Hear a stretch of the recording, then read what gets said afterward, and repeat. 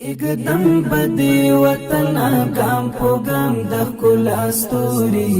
د امن پرنجو بد کړم دواړې سترګې تورې د اسمان د شنو اوبو بدې په وچه خاوره خور کړم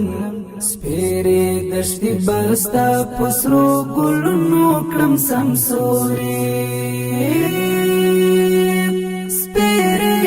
دشتي بستا پسرو گلونو کړم سمسوري اقدم بدی وطن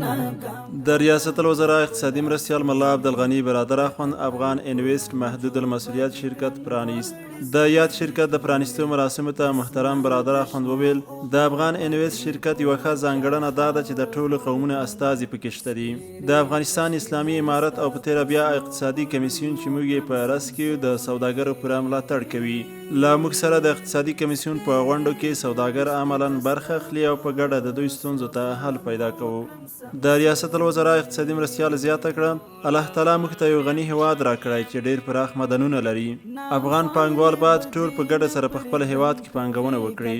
د هر چا عزت په خپل وطن کې دی او په بل هیواد کې عزت نشته دی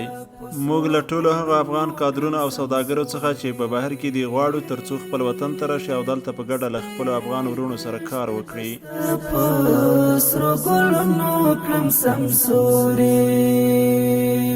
اقدم بدی وطن گام پو گام د ښکلا ستوري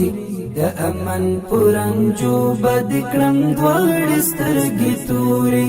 د اسمان د شنو اوبو بدې په وچه خاوره خور کړم سپېرې دښتې بستا په سرو ګلونو کړم سمسورې